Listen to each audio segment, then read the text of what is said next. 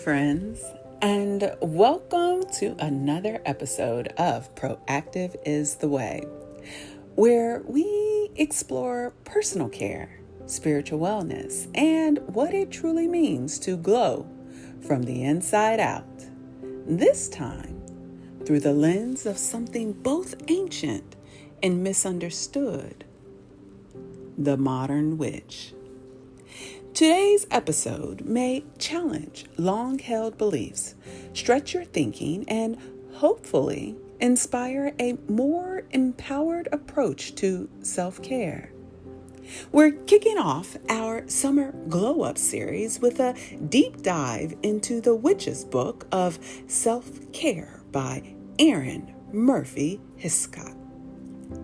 Now, before the word witch sends you running, I invite you to pause and lean into curiosity. What if the term you were taught to fear is actually a portal? One that leads to self-healing, divine feminine energy, and an unapologetic reclaiming of identity. This summer, I'm exploring what self-care looks like through the eyes of real-life practicing witches. People who live this truth daily and use their magic not for spectacle, but for wellness, connection, and deep alignment.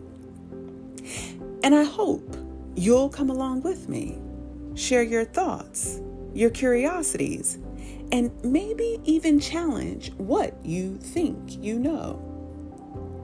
You can find the link to grab a copy of our featured book in the description, The Witch's Book of Self-Care.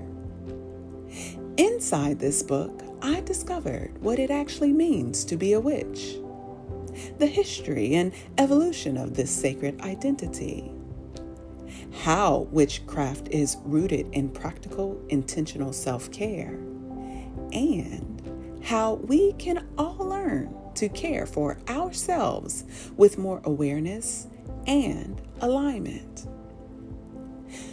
What surprised me most was how familiar it all felt. These practices weren't eerie or fantastical. They were empowering and practical. From mental and emotional care like journaling and balance, to physical care through rest, hydration, and herbal remedies, to spiritual rituals that welcome all belief systems and help us connect with our higher selves. This book is a beautiful toolkit for living with intention.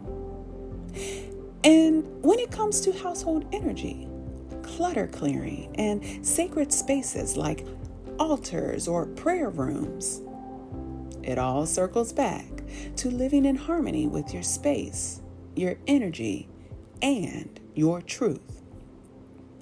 What struck me was this: witches aren't so different from the rest of us.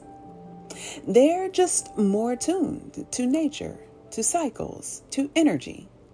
Their magic is the intention they infuse into everyday actions. Spells? They're like prayers or affirmations. Potions? Think herbal salves or body butters. The mystery becomes mindfulness. So it made me ask, why did I fear what I didn't understand? Why do we let media and people who don't even actually live that life define ancient practices with narrow lenses? And why shouldn't someone reclaim a word and reshape its power? Through this book, I saw how witches have reclaimed their identity. They live unashamed, grounded, and empowered. And in that, there is the real magic. In 2 weeks, I'll be joined by Emily Morrison, a psychotherapist, witch, priestess, writer, and teacher. She's also the host of the podcast, The Witch Next Door. With over 20 years of earth-based spiritual practice and a master's in counseling, Emily uses her knowledge to guide others in stepping into their own magic. Together, we'll explore the evolution of the witch, unpack cultural misconceptions, and walk through her own sacred self-care rituals. You won't want to miss it. To prepare, make sure to pick up your copy of The Witch's Book of Self-Care by Erin Murphy Hiscock. The link is in the description. To access replays, resources, and more from Kinky Knots Cafe, Proactive is the Way, please visit www.kinkyknotscafe.com. Until the next time, stay proactive, my friends. Take good care.